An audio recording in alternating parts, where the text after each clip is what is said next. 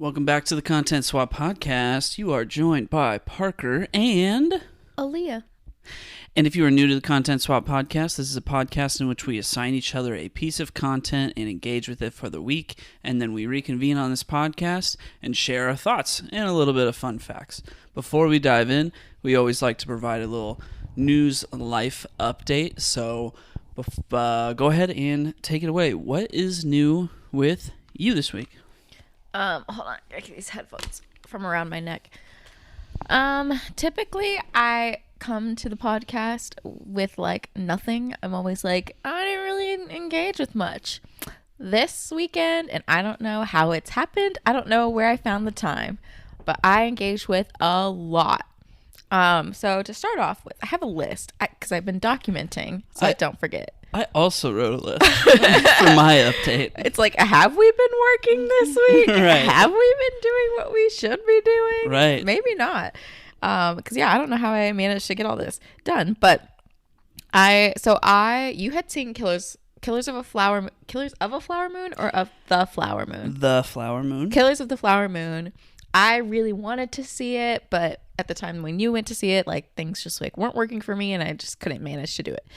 So I finally, now that it's streaming, decided to watch it. I still have an hour left, which is shocking to me because I feel like I spent my whole morning watching it. So you've seen 2.5 hours? Yes, it felt like I spent my whole morning watching it, and yet there's still more left. Great movie. I think some things were lacking. I don't know. I just wish it was from a different perspective. But, overall, it's a solid movie. Very sad, very hard to watch. So at some point before the Oscars happen, I will finish that last hour. Goodness. Too long. But yeah, I also, I'm going to talk about the things that I did by myself, and then we can talk about the things we watched together. Okay, perfect. I also watched Minari. So yesterday I was feeling really, really crappy. And so I pretty much spent the day in bed. Which is why I was able to watch a lot of movies. And so Minari was one of them. And I enjoyed the movie. It was a bit slow. And I think I was doing something at the same time. I might have been crocheting at the same time. So I wasn't fully paying attention. But like the overall first of all, the little boy was just going in on his grandma. It was so funny. You got to go into the context of the story. You can't just talk about some random little boy. I know. So the story is essentially about a Korean family who moves to, I think it's Arkansas, and they like basically start like a farm ish kind of. I guess you consider it a farm. They're starting a farm. And so it's just about them like starting this farm and some obstacles they run into, also being in Arkansas, and there's like a very small Korean population there. And so like it's the 80s too, right? Yeah. And so it's just like kind of a tough transition, especially for the wife. And so it's just kind of documenting what's going on with the family as they make this transition.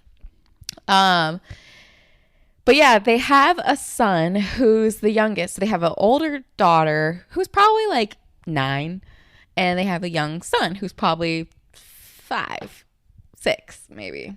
So there's 3 kids? No, 2 kids. Oh, okay. Sorry, the way you said that. Yeah, the way I said it was weird. So the youngest son, the only son, is fairly young, and grandma moves in with them, and he hates her. I distinctly remember that part of the movie when I watched it. Yeah. And he makes it clear that he hates her, and it's like really sad because you're like, that's your grandma, like, come on. And like, but it's also really funny because he's a kid, like he doesn't understand how like hurtful that might be. Right. He like says things like she smells funny and stuff. Yeah. And it's just like, and he gets in trouble for it and everything, but it's just like him being adamant to dislike her and to be like, I want nothing to do to you, was just kind of funny. But I think by the end of the movie, he kind of gets over that. So that was another thing that I watched. I started The Curse, which I have been dying to watch the show, and I thought we didn't have like access to it because I knew it came out on Showtime, but it turns out it's on Paramount Plus. And so today I finally started it. I think I just finished episode 2.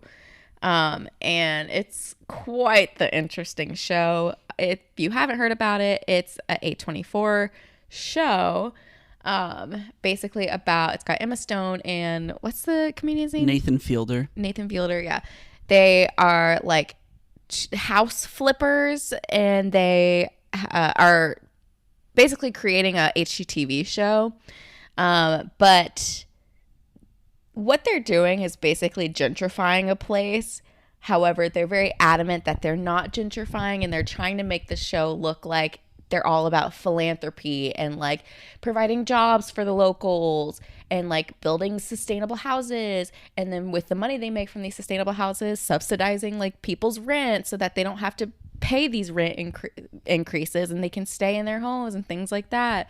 But it's like, they're not quite doing what they're saying they're doing. And they also are doing really like problematic and just like weird things. And so like the premise, like one of the very first episode, Nathan, there's this little girl who is like selling Sprites outside of a store or something like that, you know, to make some money.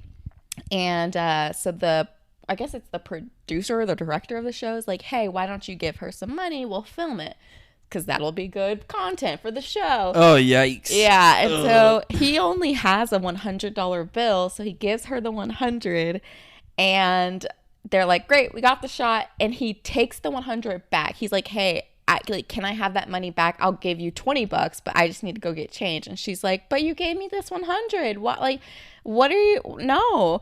And he takes it back, and so she's like, I curse you. And so that's why the show's called The Curse. And I'm assuming weird things are gonna happen. Emma Stone's really freaked out about this curse, and Nathan lied to her and said that he went back and found the girl and gave her money, the money that he promised her. He did not, but yeah. So is it a comedy? It's like a dark comedy, I guess you could consider it. Sure. So yeah, so that's all the shows and movies that I engaged with. Do you recommend all of them? Yeah. Yeah? Yeah, I do. Didn't sound like you recommended Minari. I don't know. Didn't sound like you liked it. Like, if you don't know what to watch, you're just not sure, just put it on, you know? Yeah. That's actually a perfect way of putting it, because I watched that movie on a plane. Yeah. It's like, if you don't know what to do, it's a good watch. Yeah. Stephen Yeun's in it. Great. We love him. Yeah, we love him. Yeah. Games. I actually played some games this weekend. Ooh. I'm listening. I started Life is Strange. Okay. Which is a game that you got me for Christmas. Okay. And it's interesting. I don't really know how I feel about it yet. What's it about? I don't know anything about it. Well, so far, it's kind of confusing. So you play as this girl who is going to like art school, and at the very beginning of the game, there's like a tornado, and she's like running to a lighthouse to like make sure she doesn't die. And then all of a sudden she's in school and she's like, what was that? Was I dreaming? And then stuff happens, and you find out you can rewind time. And she knows that she can rewind time, and so it's like, it sounds kind of interesting. I don't really know. That sounds strange, but I mean, it's called Life is Strange. Yeah, I'm like trying to wrap my brain around, what am I doing? Like I know there's gonna be a reason why I can do these things and why I'm learning about these things in this certain way. Right. But it's just very confusing. I mean, to my knowledge, it's much more just of a story-based game. Like, it's like almost like a visual novel. Like the gameplay takes a back seat to the actual narrative. Yeah. I mean, you really can't do anything other than look at stuff and rewind time. Interesting. So far. Okay.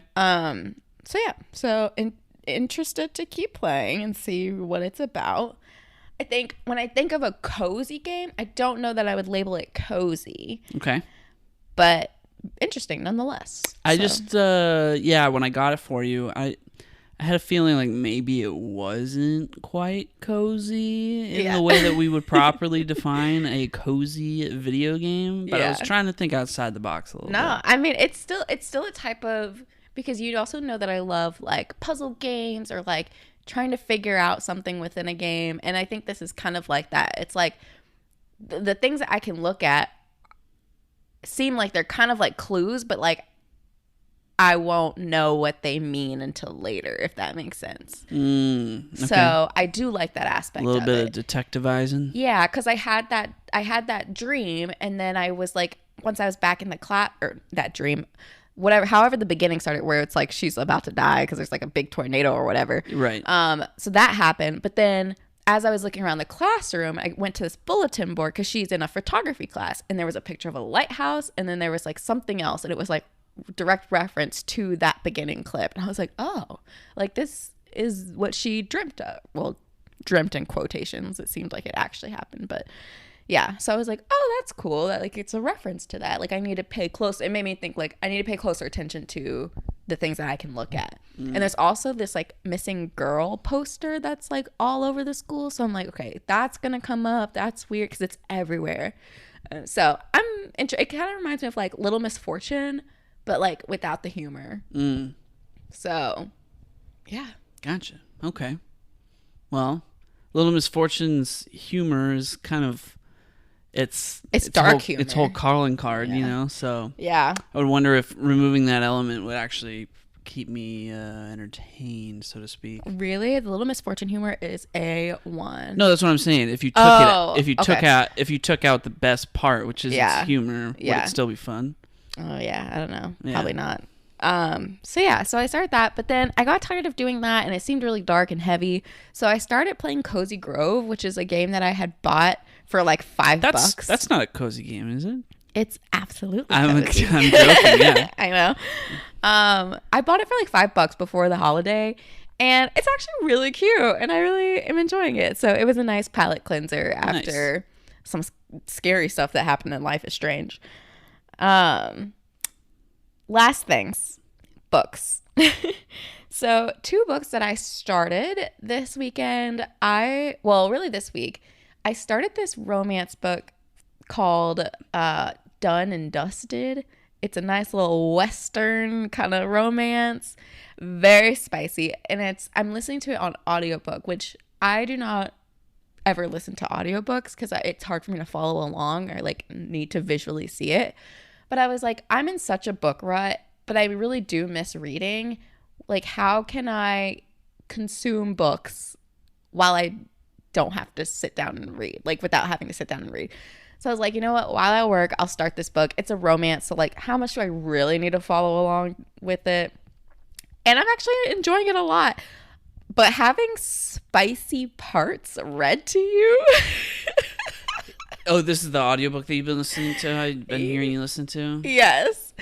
It is. I gotta say, I'm not impressed.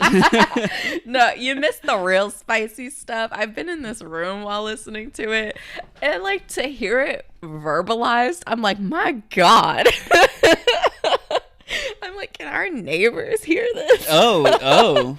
Because it's a lot, and just like, it's just a lot. I'm like, goodness.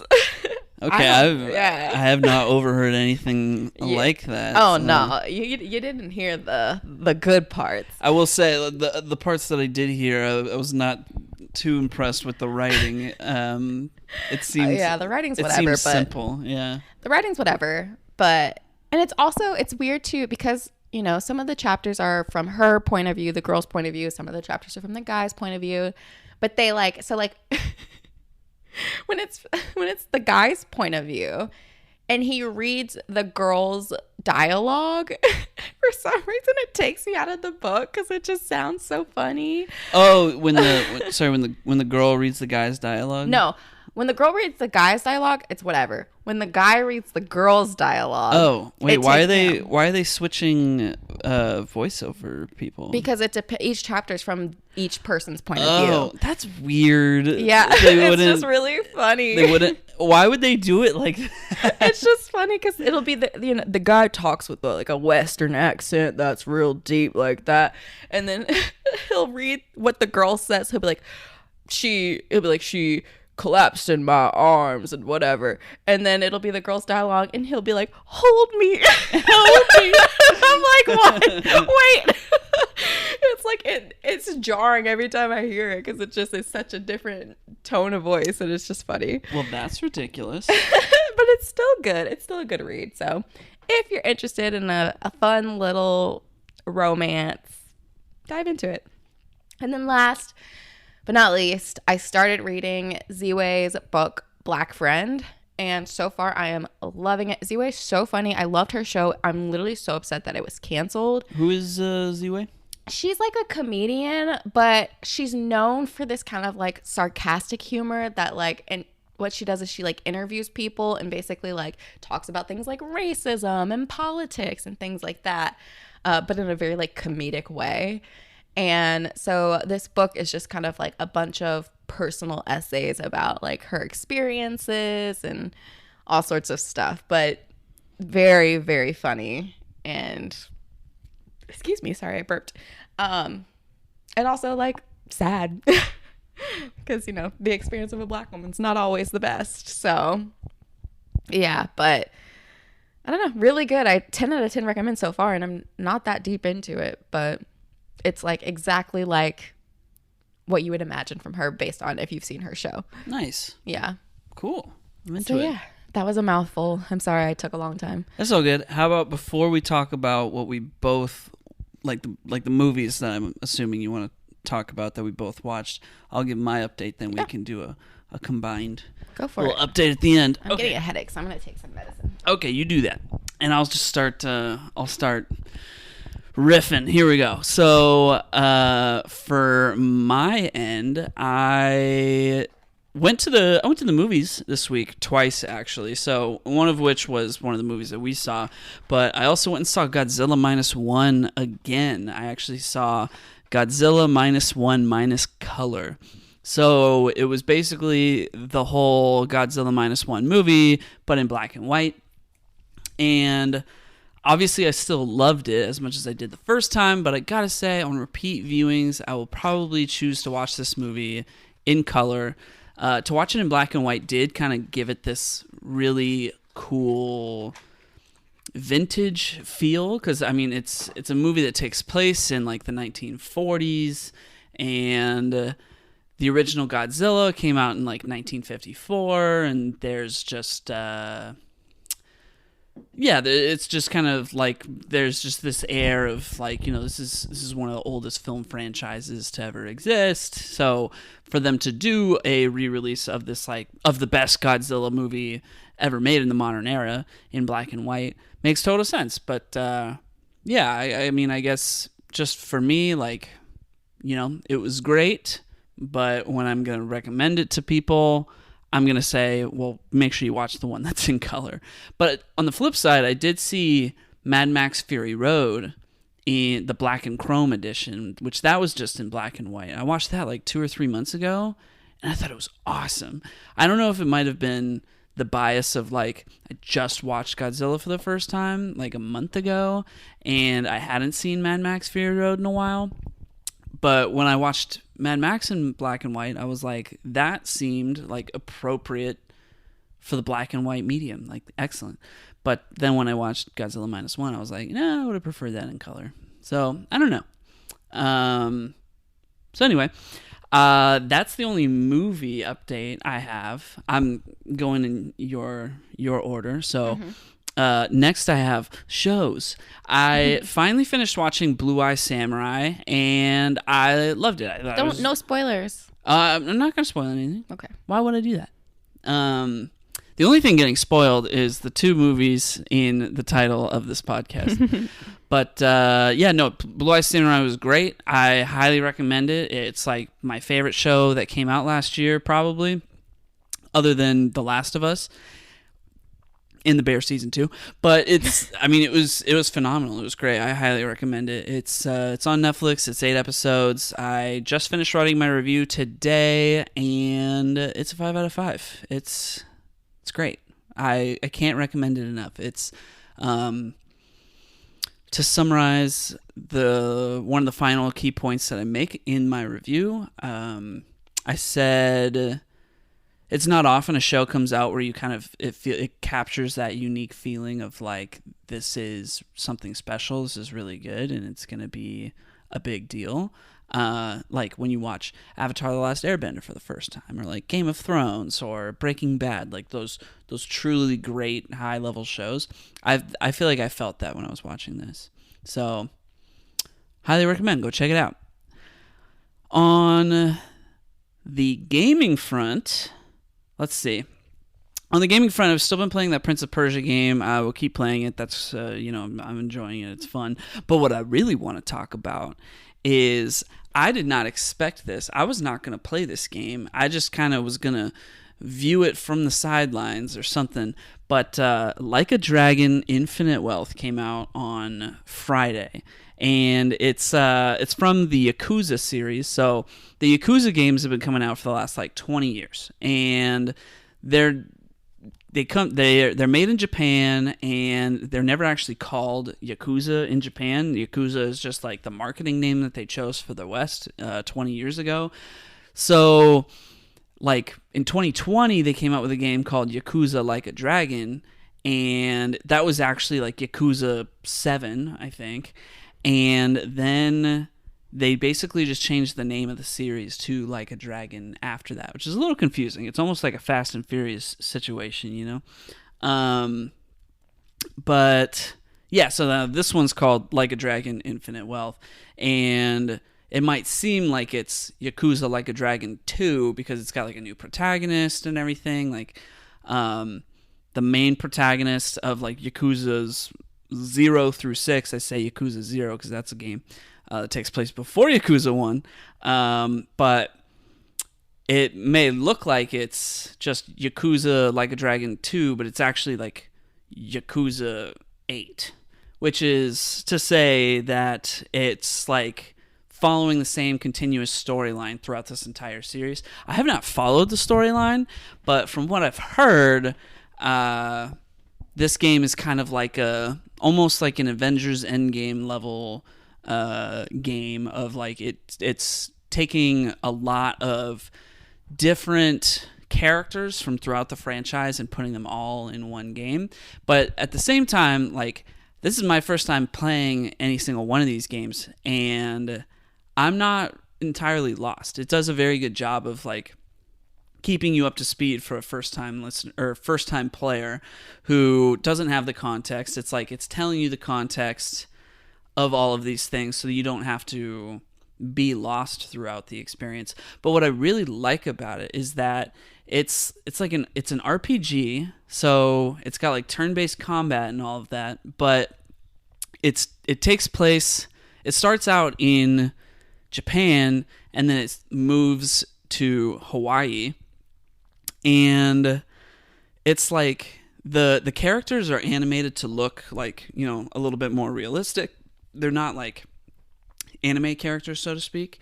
They're like, you know, detailed graphical models of human beings, and it's all taking place like in, you know, modern day and age. It's just like, you know, people in a city, but it's goofy as all heck. And the fact that it's an RPG is like, you're just going to be walking down the street and suddenly some like ne'er-do-wells on the street are going to stop you, and it's like, oh, we got to get into a fight in the middle of the sidewalk, and it'll be like you're fighting lowlifes, or oh, you're fighting drunkards, or you're fighting you're fighting like a dine and dasher. It's like you just get into fights with people who, when you think of like, I don't know, just bad people in general, it'll just kind of give them like this title of like a bad quality of a person, and those are the types of people that you get into fights with. It's just got this weird like goofiness to it of like, I broke into the way that it's an RPG. So, like the different types of people that you get into fights with have different qualities. Like there's different enemy types in RPGs. Like if you, Mario's not exactly an RPG, but think of like, the difference between fighting against a Goomba or a Koopa or any number of different Mario enemies. Like they're all kind of distinct, and RPGs usually have those types of qualities. Like think of like Paper Mario when you were playing that. So the game still does that, but it does it in like these really weird and goofy ways of like picking up on character traits of people. Like it'll be like a really big guy, or like I broke into this Yakuza hideout place, and there was a guy in the hideout who was like sleeping in a sleeping bag, and I like woke him up, and he's still like he's like fully zipped in a sleeping bag all the way around him. It's just his face sticking out. And he like stands up, and he like looks like a caterpillar because he's this guy in a sleeping bag, but he's got like his own specific moveset from being like a wormy looking guy in a sleeping bag. It's like it's really weird. Like he does like a little head dive attack at me, and it's the fact that it's like combining these like RPG elements that you find in like fantasy games, but then combining it with like real life people and turning like life into a goofy turning life into an RPG, so to speak. It's so goofy, but it's incredibly charming, and I'm enjoying everything about it because the story is also like really interesting and it's really good. And the fact that it's taking place in Hawaii, it's like, oh, here we go. Like let's view American culture through this Japanese lens and see how that goes. And it's just like really, really interesting. It's like, get into a fight with like a random guy at the grocery store, and then suddenly, from beating him up, you now, like when you defeat enemies in RPGs, you get like money usually at the end of your fight. So if you to like get into a fight with this guy at the grocery store, and now suddenly you've gotten $4 from kicking this guy's butt, it's like wait, what? And it's just like that weird like it would be really weird for RPG mechanics to exist in real life. It's just a total blast. I'm really enjoying it. I really had no plans of playing it. I know that these games are usually extremely long, but if anything that I just said sounds interesting to you, I highly recommend checking it out because there's just so much to it beyond even what I've described. So yeah, I'm really, really, really looking forward to playing it. Baldur's Gate 3 is just going to get moved to the back burner, and Like a Dragon Infinite Wealth is in. It has my full attention as far as games go right now. Okay, that was a mouthful, so I'll keep my next bit quick. I finished reading a comic book called Batman White Knight, in which the Joker essentially like gets his psychosis fixed and becomes like a good guy, and then like in Harley Quinn. Yeah, he like flips the script on Batman and basically makes Batman look like the worst thing to ever happen to Gotham, to the people of Gotham, and he like becomes a councilman and is trying to like rally everybody behind him, and like Harley Quinn even joins him. And it's just this really interesting. I've talked about it on the podcast when I first started reading it like months ago, but I finally finished it, and I did think it was really interesting. I think it was a little flawed. It kind of like fell into some of the traditional story issues that you might find in like a comic book, where it seems like, oh, that's like a leap in logic, or like, oh, that character kind of came out of nowhere, or like that felt like a Deus Ex Machina. But overall, I think it was incredibly different, and I would like to see this story get some kind of adaptation in, whether it's live action or like an animated film. This is in Harley Quinn, the show. Well, yeah, I mean, it was no, but like the Joker became not a crazy person in Harley Quinn, but did he become like... He became mayor. He became mayor? Yeah, he was the mayor. Oh, okay. Yeah. All right. Cool. That's great. Well, all right. It would be really cool for them to tell that story in live action in some capacity. I think it would be a fresh take on the traditional Batman formula that we need. We don't just need, Robert Pattinson fighting against the Joker. I want the Joker to turn Robert Pattinson into the bad guy. Oh my gosh. I just don't want the Joker in any live action. I'm like, there's so many other villains. Why are we so focused on the Joker? That's fair. Let's do something different. Well, aside from that, I would recommend that book. I thought it was really interesting. And aside from that, I finally got around to reading Saga Volume 11. It's back, and I picked up the latest volume of Saga. I think our 7th episode or 6th episode of the podcast. Yeah, we did Saga. And you did not end up continue reading it. No. But it's one of my favorite graphic novel series of all time. It's been coming out for like 12 years now, and they're on volume 11. There was like a brief hiatus, but now it's back, and they're going to finish it, and I'm really excited for it. And I highly recommend it to anyone and everyone who's interested in a story about so many different themes. It's like an insane amount of themes. It's also very mature. It's very inclusive. Sometimes it's a little... It's got some difficult things. It's got some very difficult things in it. Overall, it's an incredible read. There's just so much going on with it, and it's all told through this like massive space opera of a story. It's great. I highly recommend it. Nice. Anyway, that's all of my updates. And it was a big old update. How deep into this episode are we already? Oh my god, it's been 30 minutes. Yeah. All right, well, let's talk about our movies. Let's briefly mention what we saw together. Yes. What did we watch? So we went and saw American Fiction. Both of us thought it was fantastic. Loved it. So good. Oh my gosh, such a good movie. If you love like literature, if you love movies, like if you love any of those sorts of entertainment, and especially the history of like black portrayals, like portrayal of black people in those forms of entertainment, then watch this movie because it's just so great and funny. Like it's got humor to it. So yeah, absolutely. It feels like reading a really good book. Yeah.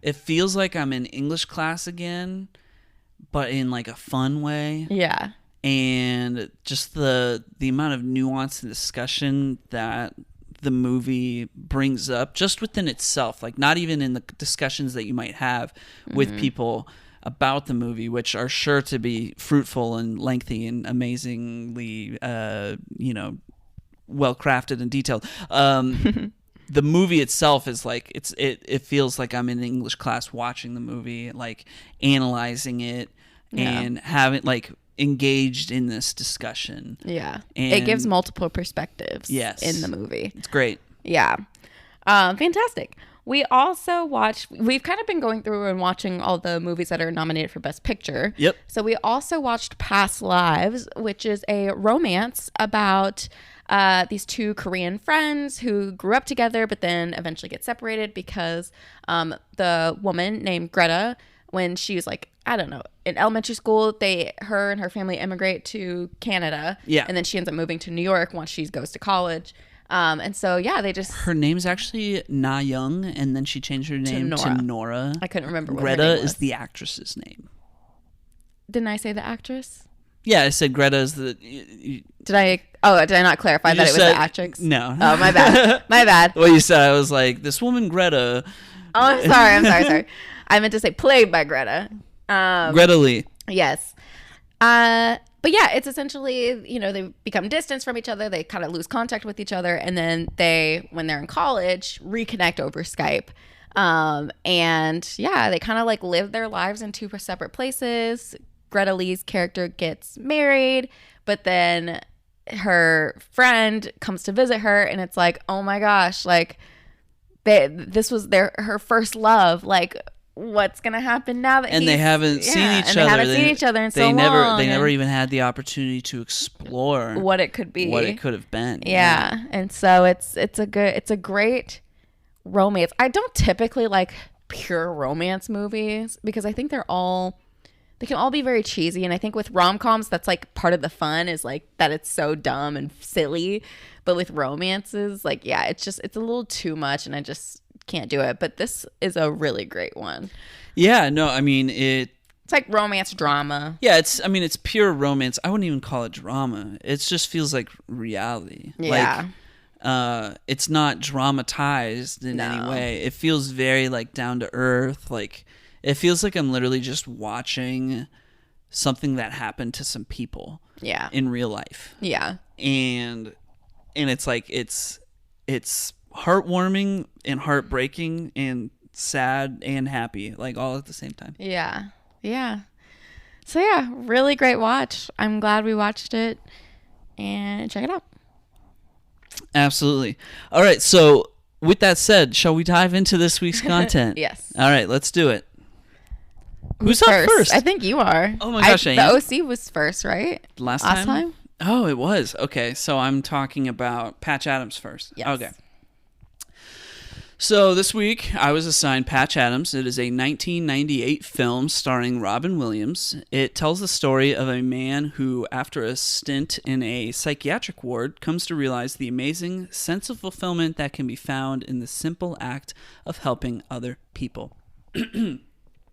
Because while he was at the psych ward, he helps himself and other patients cope with their diagnoses through humor, as the hospital's staff actually does very little in the way of providing them with earnest help. So after he leaves the psych ward, he dedicates the rest of his life to becoming a doctor so he may make a genuine difference in the lives of others and hopefully reform the medical system along the way by listening to and understanding the problems of the people that he treats, and not just understanding their problems, but understanding the people themselves. So throughout the film, there are doctors that are like looking at their patients like they're not even people, which he finds to be gravely disheartening. And the dean of the medical school that he goes to in particular has it out for Patch, as he disagrees with Patch's excessive happiness, quote unquote. And he fears how it may damage the prestigious role of being a doctor. So through his journey in medical school, he begins developing aspirations of providing free health care to those who truly need it, which opens things up for him to make a true difference, which unfortunately comes with some unaccountable consequences when one of his clinic's patients, who's a little troubled, murders his friend, colleague, and lover, Corinne. That was a very, very tragic part of the movie. But by the end of the film, the school is refusing to let him graduate, but during his hearing with the state medical review board, he convinces and inspires them to let him graduate and practice medicine, because although his approaches are unorthodox, the review board sees them as a much-needed revolution of the practice of medicine. And apparently, this is all a true story, and Patch dedicated his life after that to truly taking his medical practice that would provide much-needed care to patients in need for free of charge off the ground. There was a lot of words in between that. But yeah, that's the movie. That's the whole movie. How did I do? Great job. Thank you. So, all right, first off, this movie's great. It's heartfelt. It's also very tragic. It's emotionally complex. Wait, no, that's just an umbrella term I say sometimes. It's very emotional. There's a part in particular where he's crying over Corinne's grave, and he's like, "I'm sorry, honey." And I just kind of like lost it when that was happening. I'm like, I'm a mess. Like, this is tough. The credits rolled, and you saw me. I was just sad. Yeah. The scene where he's cheering up all the kids in the hospital also just like that just totally broke me, I gotta say. Because because there's just these adorable kids and they're just going through it and they just seem miserable. And he goes in there and he's putting on this whole clown routine. He's just trying to get them to laugh. And you can tell that it makes all the difference in their experience at a big, scary hospital, you know?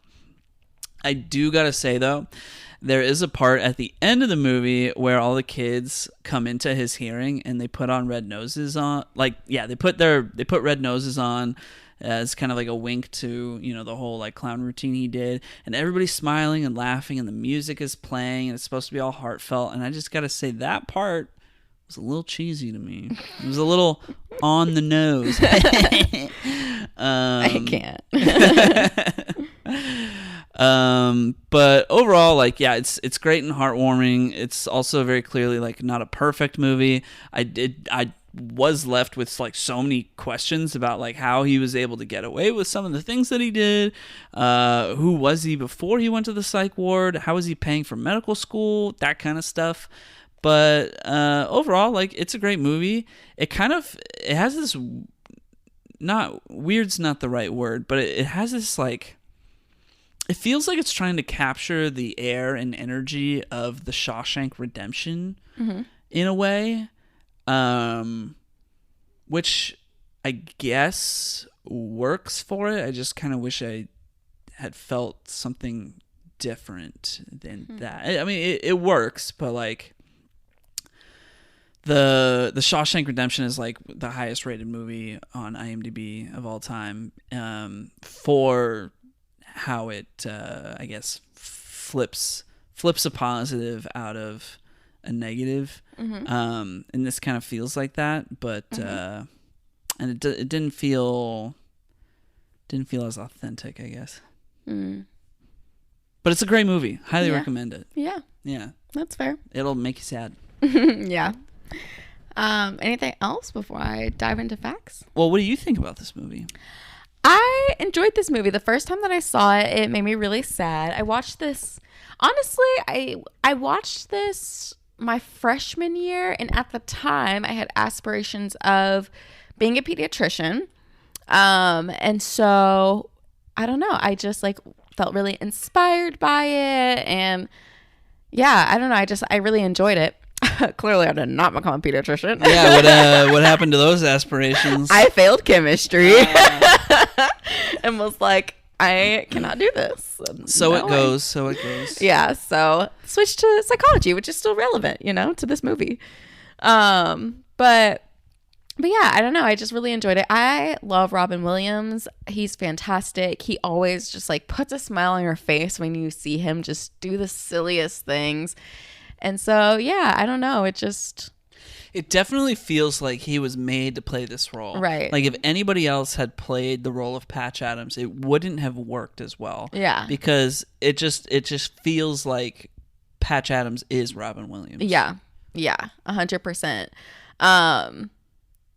Yeah, I don't know. I guess the first time I saw it, I didn't really think too deep about it. Watching it a second time, I'm like, oh yeah, like you said, the ending's kind of like a what? Yeah. Like okay. Ties it up with a nice little bow, but like it felt like I was watching like Air Bud or something. Yeah. And it was the inspirational moment. Yeah. It was the "Oh Captain, my Captain" moment. Yeah. You know? Yeah. So yeah, but at the end of the day, I don't know. I just thought it was a nice, inspiring story about healthcare and like ways to do it better. Yeah. Yeah. Any other thoughts? I mean, it could have done a little bit better job depicting mental health, but oh yeah. I mean, any of these so does every movie.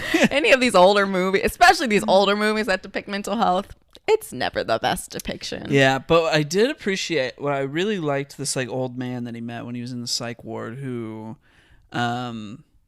he basically wasn't viewed as, he was viewed as like crazy because he was trying to, crazy not being the most kosher word here, so I apologize, but he was basically seen as somebody who was digging too deep into the potential of like the human mind, and that made him a little kooky.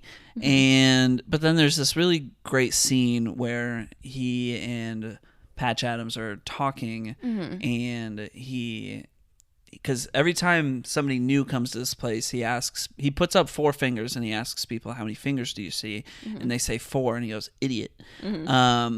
And it turns out the secret is like, you got to look beyond the problem. You got to look like, I'm going to put up 4 fingers in front of you, but you got to look at me. And when you're looking at me, how many fingers do you see? And it's like, because his fingers are no longer in focus, you're actually seeing 8 fingers. And I really like that. And it came back. It came back later during a conversation that Patch was having with the dean of the school, who really like wants him to be out of the school. The guy's like literally telling him like, I don't want you here, get out of here. And Patch just kind of like crosses his eyes a little bit and sees like 2 of the guy, and he just kind of giggles to himself. And it's kind of like his way of like, it's almost like this symbolic way of saying like, this guy is the problem, but Patch is looking beyond the problem. And he's like, he doesn't care about what this guy thinks. He cares about going to go help people. And I think they did a good job with that. Yeah, for sure. Yeah. Awesome. Yeah. All right, now hit me with the facts. Okay. So this is based on a true story, if you did not know that. I did know that. Yeah, I think it says at the beginning of the movie. So this is about the life of Hunter Adams, aka Patch Adams. And the really cool thing about Hunter Adams is like, he was such a big advocate of like a humanistic approach to like providing healthcare. So very person-centered, like, you know, treating the person like a person, and all these other really great things. So he was a huge advocate. And he was considered the first clown doctor. And apparently this practice is called clown care or hospital clowning. And it became like a popular program in healthcare facilities in the 1980s. Wow. So that's like kind of cool. I didn't know yeah, that. That's a really cool thing. That's cool. Yeah. So interestingly, the real Hunter Adams hated this movie. Oh no. Yeah, thought it was just terrible. Oh no. He felt that it simplified and minimized his approach to healthcare. Like, he has these, you know, really strong, really meaningful philosophies, and the movie makes it like, oh, this guy's just silly. Like, he's a silly doctor. It's Robin Williams. Yeah. Robin Williams famously improvises everything. Yeah. And I think the real Hunter Adams kind of mentions in interviews, like, I do so much social justice work. Like, I do so much activism, and he didn't feel that that was apparent in this movie. Right. It was all just kind of played for laughs. Exactly. Yeah. So very, very fair. He also was really frustrated because he was hoping that like the proceeds they made from the movie would get donated to his free hospital, the Gesundheit. The Gesundheit Institute. Yeah. And it didn't. So he was just like really frustrated. He was like, all this money that got made from my life, and it's not even going to something that I believe in. It's not going to his life's work. Exactly. So very, very frustrating, and I hate that was the case. Yeah. So lucky for you, the character Corinne was fictional. Lucky for me, because you were very upset about it. Was upset. So his girlfriend did not pass away. That's like good. That. Oh. But movie stuff. Well, oh no. Well, one, he did meet his wife in med school. Okay. So some of the like the date, when he like fills the balloons in the apartment, I think that was like a real thing that he did for his girlfriend at the time. Her death, his wife did not die in that way. However, she did pass away though. I don't think so. What? Just wait. I'm not done with my thought. Sorry. Continue. All right, continue. So his wife did not pass away. in that way. However, that part was inspired by a male friend of his who died under similar circumstances. So there was someone in his life who passed away in that kind of very scary way. Gotcha. But I think his wife was fine. I think, yeah. Gotcha. So when you said that his wife did not pass away in that way, because I wasn't done with my thought. I know. It sounded like she did pass away in a different way. No, I mean, I don't know if she's still alive or not. I'm sure she is. Well, yeah. So what's up with Patch Adams in the modern era? Is he still alive? Is he still practicing? Is the Gesundheit Institute still thriving? It is still a thing. Wow. I looked it up. They actually have been built. They were like building a bigger kind of campus where they can do. I'm so sorry. I'm so like I keep burping. Where they do like educational stuff and like teach, a more person-centered approach to medicine. But also they still have, the healthcare aspect where people can come and receive services for free and all of that kind of stuff. And it's more of like a communal space where everyone kind of pitches in and helps when they can. So it's still a thing. I don't know if they finished because they were like building a new building. I was on the website. They were building a new building. I don't know if it's finished. Because there's like multiple aspects to it. They had a whole timeline for it. The website's a little confusing. So I wasn't quite sure what's still a thing and what isn't. But it seems to be thriving. He's still educating people all over different countries as well, educating people on his approach to providing healthcare. So pretty cool. That is cool. Yeah. Some more facts. So during filming, Robin Williams and the rest of the cast and crew worked really closely with the Make-A-Wish Foundation and wanted to, give back to some of the kids who had cancer. And those kids were the kids that we saw in the movie. So they tried to, do some really great things with the kids. Love that. Yeah. The movie's set in Virginia and most of it's on the college campus, and you were like, oh, do you know what school that is? Like, is that your school? And I was like, it is not my school. I don't know what school that is. It's actually University of North Carolina. Oh, that checks out. Yeah. Yep. Yeah. It makes is, a lot isn't of sense. it? Yeah. Yeah. And cool thing is, Robin Williams did stand-up comedy for some of the classes that were in session while they were filming. I'm like, can you imagine you go to class and Robin Williams shows up to do stand-up? Robin Williams or Robin Williams? Williams. Oh, okay. Yeah. Well, I was like, I said it right. You missed the S on one of those. I'm just making fun of you. That's funny. I went to a Boston University stand-up show, and why were you at Boston University? Oh. I was visiting a past partner for Valentine's Day. Yeah. At Boston University, and the uncle from Full House was doing a stand-up show. I don't think that's the same caliber as Robin Williams. He was fun, and they also did like a dating game thing where like there was a guy sitting up there, and then there was 3 girls, but he couldn't see any of them, and they had to like answer his questions and stuff. Yeah, and he had to pick one at the end. And the comedian or the guy? Guy who was chosen. The guy that was chosen. The comedian was the MC for the whole bit, and it was fun. Interesting. Anyway, Robin Williams, Patch Adams. All right, last fact. You said Robin Williams was made for this role. It was a perfect role for him. Well, Bill Murray actually declined the role of Hunter Patch Adams, which I still think Robin Williams is the better choice. Yeah, Bill Murray wouldn't have been a bad choice, though. Bill Murray's got that like kind of sarcastic humor. Like, I don't see him as like... That's true. Compassionate, working with children kind of. That's true. Kind of humor, Yeah, he's a bit more dry. Yeah, so I think Robin Williams is the perfect choice for this. But yeah, that's all that I have. Nice. Well, great movie. I feel like both of our movies this week were not closely related, but subtly related. They both kind of came out in the same, like, yours came out in 98, mine came out in 96, and they both share an actor.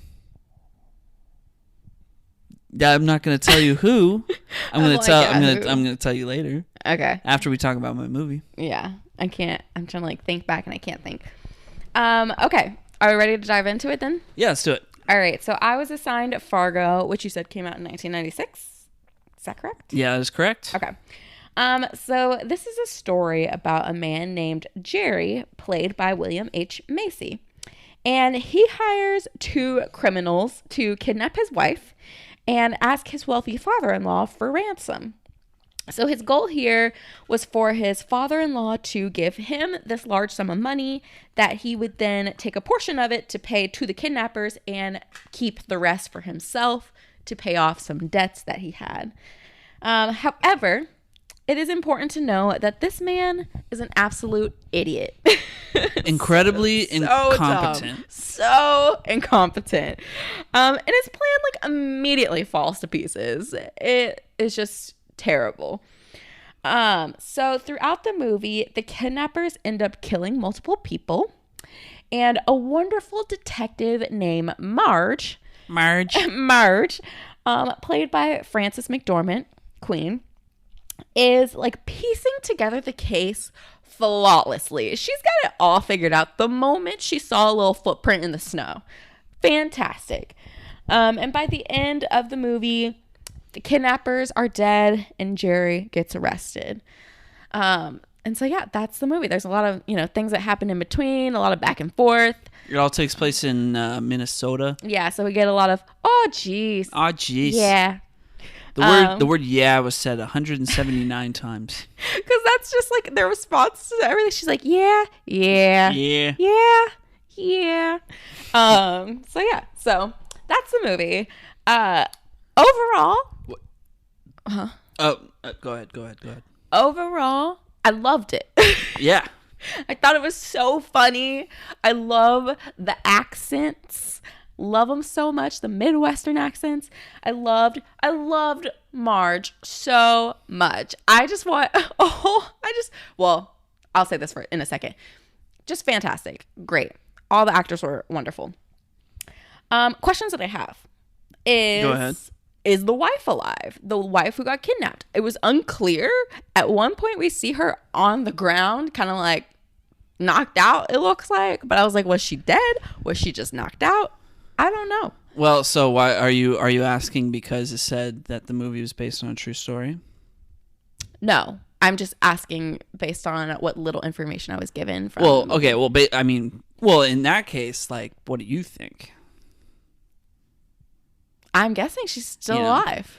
Okay, because it's not in that case. So okay, in the context of like it being a true story, then it's like then we can answer that question. But if it's not a true story, then it's like, we're not supposed to know the answer to that question. Yeah. You know what I mean? These are just questions I had when I finished it, not thinking about whether the fact it was a true story or not. Okay. So yeah. Yeah, the opening of the movie, there's like a disclaimer. It says like this is all based on true events. Yeah. And it was like, out of respect for the living, we have changed everybody's names, but out of respect for the dead, everything was told exactly as it happened. Yeah. Or how it happened. Yeah. Yeah. Anyway, I'm pretty sure the wife's dead. She died? They killed her? I'm pretty sure based on what I saw in the movie. But we didn't see her dead. We didn't see her dead, but she was like on the ground, passed out. She was on the ground, passed out. Unconscious. Yeah, she was on the ground, passed out, unconscious, from a man who literally proceeded to then axe murder and then put his partner in the wood chipper. Yeah. That's fair. So I don't know. What do you think? Oh no. Oh, poor woman. I felt so, but she was just at home knitting, minding her business, and they came and snatched her, all because of her dumb husband. Yeah, this movie's like super absurd. Yeah. It's ridiculous. Absolutely ridiculous. Other questions that I have. Okay. what will the trial be like for Jerry? I mean, I know there's a show after this, so I'm curious as to like what's in the show, who's in the show. My biggest thing is, does Marge come back? Is it Frances McDormand? So the show is not like connected to the movie. Like it's not like a continuation of the movie or anything. I thought it was. Yeah, I haven't seen the show. I just know that like each season is a distinct story in the show. It's more of an anthology. All I want is a Marge show. I will say that after watching this movie again, I'm like, oh, I really want to watch the show. Well, I did until you just told me it's not related. Oh my gosh. But like, there's so many things that I love about this movie. Yeah. Like the first time I saw it, I was like, oh, okay, yeah, like I get why this is good. Yeah. Watching it now as an educated adult, yeah, I am like, this movie is near perfect. Like it's great. It is flawless. There are so many great, like just things to point to. Yeah. When you talk about like how to make a good movie. Yeah. No. I love it. Oh, Marge. I said I want a show of her just solving cases. Oh, that's cute. It was so, my favorite part is at the beginning, she's like looking at there was a car that got flipped over and there was somebody who was dead, one of the kidnappers killed 2 people after he chased them in this car. So there was a car flipped over, someone was in it, but the kidnapper had shot the person in the car and he shot a guy who was like running away from the car. Mm-hmm. And so she comes on the scene and she's, looking at everything and immediately she's like, oh, I know what happened. This is what happened. And it's like spot on. And then she like bends over and like kind of has her hands on her knees and her like partner's like, Marge, are you okay? She's like, yep, just morning sickness. Yeah. She's like, yep, I just think I'm going to throw up. And then she stands up. She goes, I'm hungry. It passed. I'm hungry. Yeah. Did we mention that she's pregnant? Yeah, she's pregnant. She's like super pregnant. Yeah.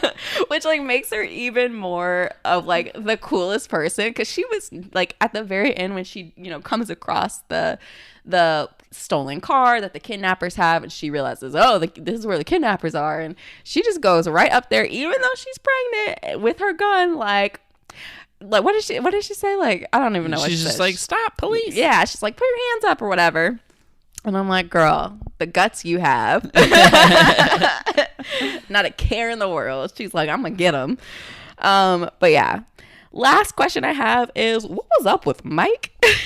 Who's Mike? Mike is the guy who she meets for lunch. Oh, and Mike Yanagita. And she finds out that he just like made up a whole story. Yeah, he like went to high school with her, says that he married this woman, Linda, that they went to high school with, but that she died from leukemia. And then he's just been so lonely and he wanted to meet up with Marge because she was always just such a super lady. Yeah. And she was, super nice. And he's been so lonely. But then, she finds out from her friend that he was stalking this Linda woman. Yeah, he was never in a relationship with her. Linda is fine. And that Mike has been struggling with psychiatric problems. Yeah. And that was just it. Yeah. I was like, I need more of a conclusion. Is he okay? Yeah. So when I was reflecting back on the movie, I was like, that part definitely seems like the most unnecessary part of the movie, right? Yeah.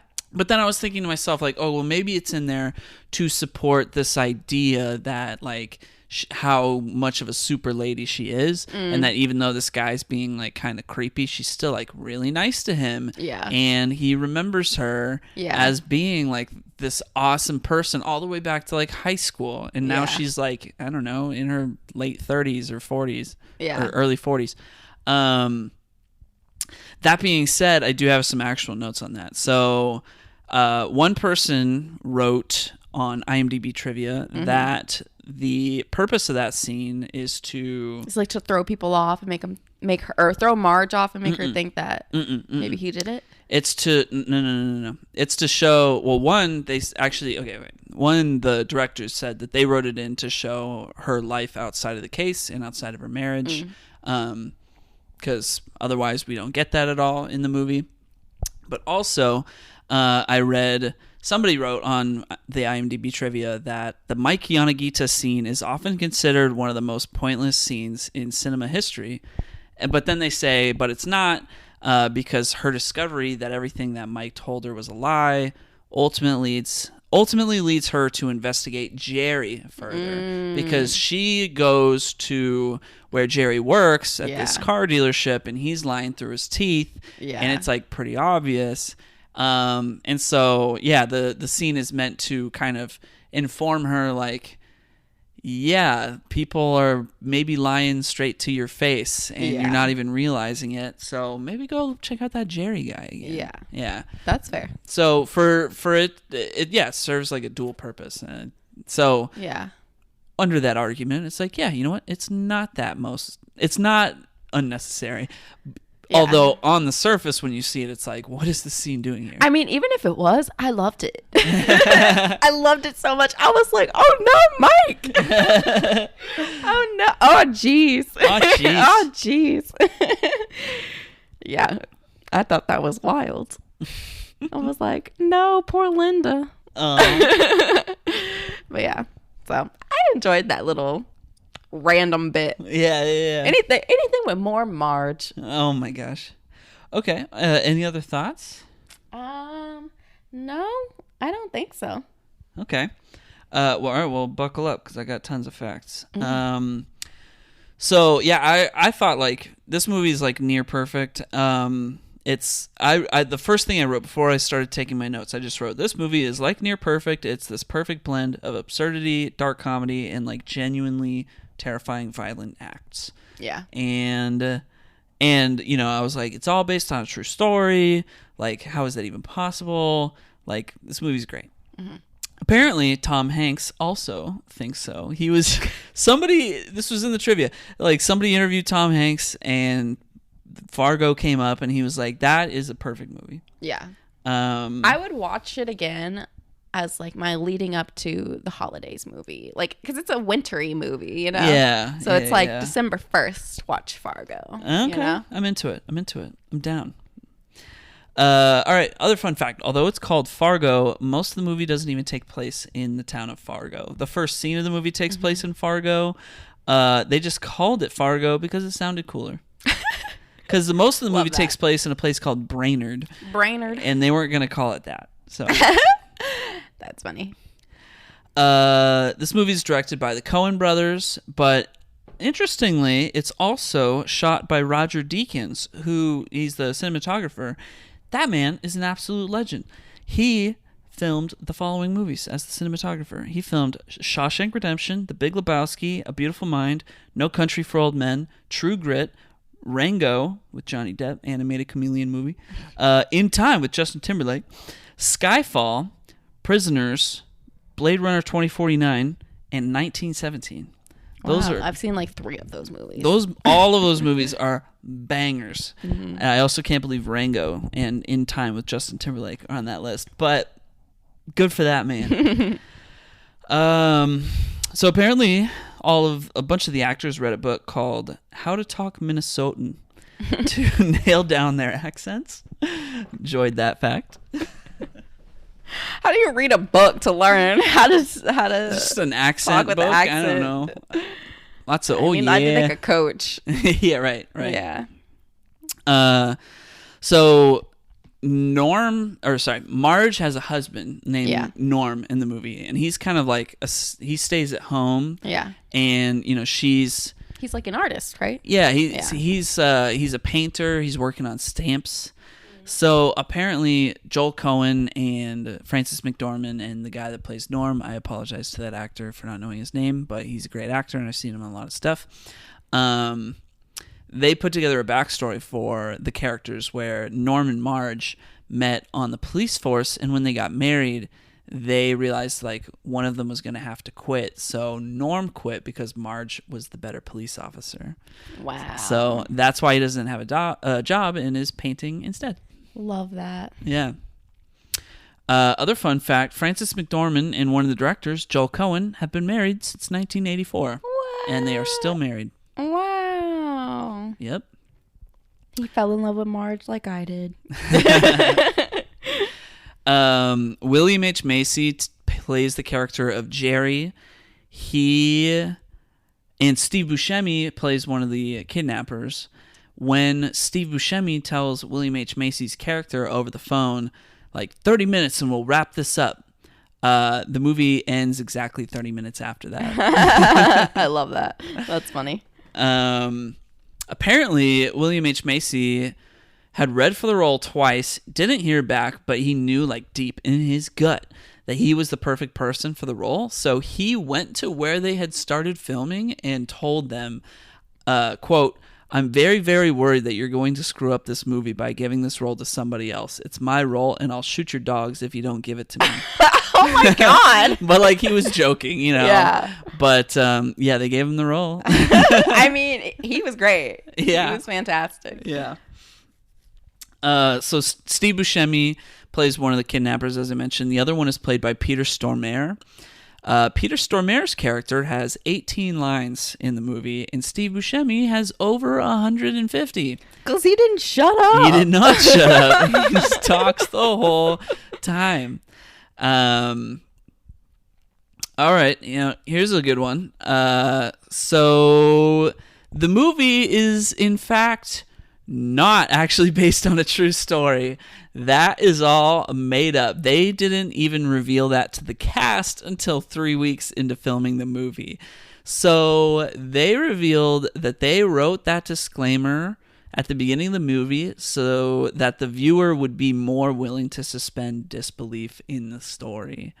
And apparently, you just have this like look of shock on your face right now. I'm like, is that legal? Right. It's genius is what it is.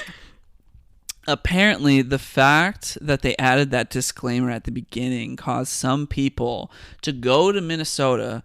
And like in the movie, Steve Buscemi gets the ransom money and then he buries it in the snow, but then he gets like killed immediately after. Because they put that disclaimer, people went to Minnesota looking for the money.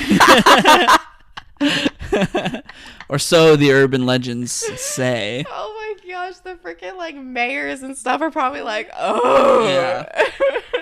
That's when you know you've done a good job with your movie, you know? That's hilarious. It's the fact that it's like there's this money that's like it's this plot device that just gets thrown away. Like it's put in the ground and buried and then nobody even gets to touch it. Yeah. I honestly, I forgot that there was even the disclaimer that I'm so sorry that it was a true story.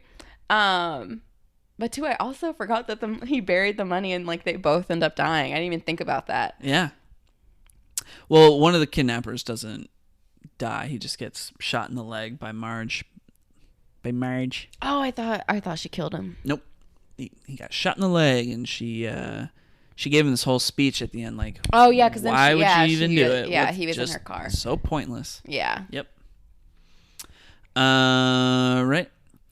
Harv Presnell plays Wade Gustafson, so he's the grandfather in this movie. Mm-hmm. He hadn't made a movie in over 20 years, apparently. Mm. But he actually plays Dean Anderson in Patch Adams. Wow, he was like the same guy? Yeah, he wasn't the dean of the medical school, but he was the dean of the school. Yeah. Yeah. Wow. Same guy. All right, other fun fact, it was actually one of the warmest winters in over 100 years in Minnesota, so most of the snow in the movie is actually fake. Dang. Other fun fact, the body count of this movie is 7. So 5 are from Peter Stormare's character and 2 are from Steve Buscemi. Mm-hmm. And my final fact is that Marge, you said, like, oh yeah, at the beginning of the movie, she's like, investigating the turned over vehicle. Mm-hmm. She actually doesn't appear in the movie. It's like a 90-minute movie. She doesn't even appear until 30 minutes into the movie. So not even until a third of the way into the movie. So she's only there for like an hour. But what an hour it was. I know. When she arrived, the movie became infinitely better. I was like, I wasn't sure about it. Now I'm sure about it. Heck yeah. She's great. I want a Marge shirt. Oh my gosh. We can do that. Have you seen the poster for this movie? Like the I don't know, probably. Oh, it's like a what do you call that? Not knitting, not crocheting. Like cross stitch? Yes, it's a cross stitch. Look at this. Or it's like a rug or something. I don't know. Oh, yeah, I've seen it. Oh, yeah. Oh, yeah. I've seen it. Like, it's perfect. Yeah. It's great. It looks like a sweater. Yeah. Well, I want that sweater. Anyway, great movie. Yep. Glad you enjoyed it. Yep. Any other thoughts? Nope. Excellent. So let's go ahead and dive into next week's assignments. Sounds good. All right. Who wants to go first? I can go first. All right. So I have 3 options. I also have 3 options for you. What the heck?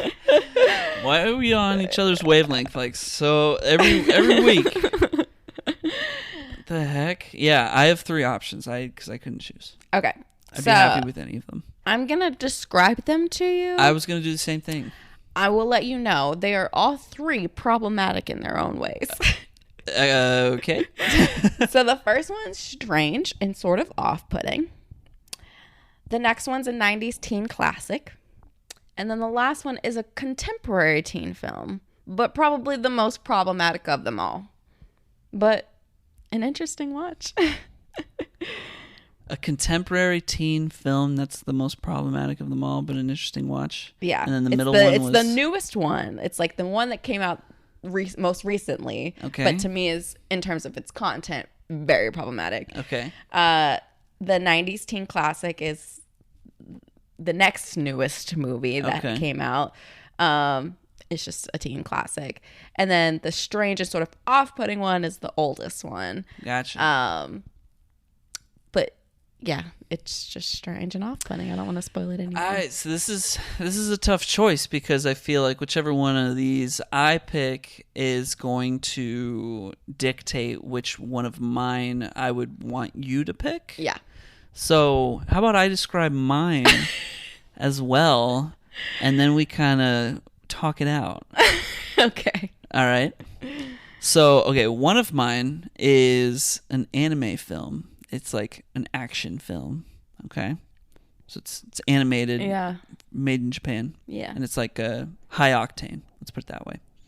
The second one is an American-made film, and it's a thinker. It's a little sciencey, but it's really interesting. Parabolic calculus? No. Deeper than that. But like in an organic way, I think. Like in an actually how science works-ish kind of way. And then the last one is a Hong Kong action film.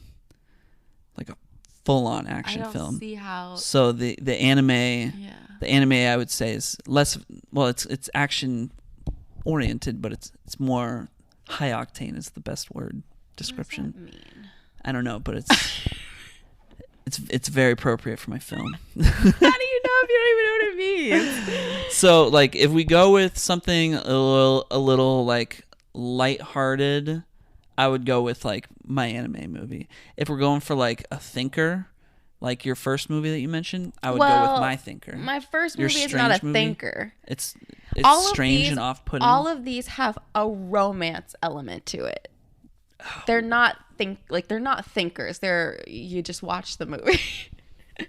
Okay. All right. Yeah. Interesting. Yeah. So when I say strange and off-putting, I just mean like I don't know. It's just I don't even know how to. It's just like a weird movie. It's just like what am I? Why? Interesting. Okay. Yeah. I feel like we should just like roll the dice here or something because I don't know how to pick between your 3. Do you have any thoughts on my 3? I think the one that I least want is probably the thinker. I think. Oh, you don't want the thinker? Yeah. Okay. Because I think that our movies this time were so like heavy. Okay. That all right. Yes. It'd be nice to have something a little lighter. Okay. If the goal is light, then I think I know which one of mine I'm going to give you. Okay. Well, you got to pick one of mine. I'm all right. not picking for you. Is one of those Project X? No. I'm saving that for spring break. Got it. I always do a party movie when it's spring break. Okay, I'm going to give you the high octane anime film. Okay. So, do any of yours involve cars in any capacity? No. Do any of I them mean, I guess the 90s teen classic, they drive a car. Someone learns how to drive. Is there any sense of competition in any of these movies? Sure. Okay, which one is that? Oh, hold on. I'm going to go with the 90s movie. The 90s? Yeah, let's go with that one. Okay. Yeah, I'm digging that. That's the most, of the three you mentioned, that's the one that I'm most like, yeah, let's hit that. Okay. Do you want me to say it now? Yeah, go for it. It's Clueless. Oh. Yeah. Oh, okay, yeah. No, I haven't seen it. Yeah. I haven't seen it. I was looking because I know it was playing at our movie theater, but I think that was this past weekend and we missed it because I didn't see it anymore. That's right. Yeah. All right. Cool. I don't think my movie will line up with that well, but perfect. That's what this podcast is all about. Well, what is yours? Mine is a movie called Redline. Is it going to be as boring as Initial D? No, it's much more exciting than that. Okay. Much more exciting. It's a movie. Okay. Initial D is like, some strung out show where like little is happening. Redline is very high energy. Okay. The whole time. High octane, as you like to say. Yes, high octane, as I said. Yes. High octane. Okay. I need to Google what high octane might mean right now. High octane meaning denoting gasoline having a high octane number and thus good anti-knock properties. Also could mean powerful or dynamic. I think that's a great way of describing my movie. That's funny. All right. Do you want to hear what my other two were? Yeah, sure. Okay. My strange and sort of off-putting was Blue Lagoon. I don't even know what that is. Great. I'll save it for another time. Okay. And my contemporary teen film that is the most problematic was The Kissing Booth. Oh, well, I'm sure glad we did not pick that. Yeah. Gotcha. My other two picks, which I'll probably just do for the next 2 weeks. What? No. You got to mix it up. You got to surprise me. Well, then I won't tell you what these are. I mean, you can tell me what they are. I've been meaning to give you this thinker for a long time, so it's just been on the back of my mind. It's called Gattaca. Oh, I've heard of it. I haven't seen it. Yeah. Is Holly Berry in that? Uma Thurman. Okay. It's really good. I watched it in 9th grade biology. Gotcha. And then my Hong Kong action film is called Hard Boiled. With yeah, you were telling me about that. Chow Yun-fat. It's a John Woo film. Yeah, you were telling me about that the other day. That's a great movie. Yeah. I haven't watched it in like 8 years. I was kind of hoping you would give me that one. Really? But you went the anime route. Well, you should have told me to give you the...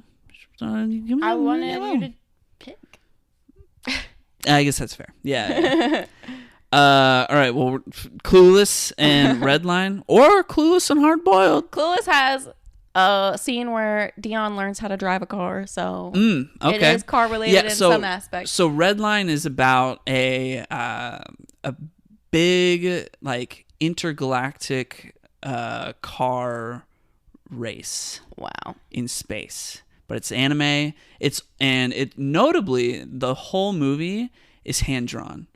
So you'll see some I feel like we're saying too much about the assignments. Oh, I'm sorry. Before we actually, you're getting into facts. We haven't even watched it. I'm just trying to describe it. It's great. It's. I don't know if you'll like it, honestly, but I really enjoy it, and I think it's an incredible piece of art. Okay. And I think the story of the making of it is fairly interesting. Okay. Cool. All right, cool. So next week we have Clueless. Who went first this time? Patch you Adams. went first. So, so next week we have Redline and Clueless. We hope you enjoyed this week's episode of the Content Swap Podcast. We know it hasn't gone that long.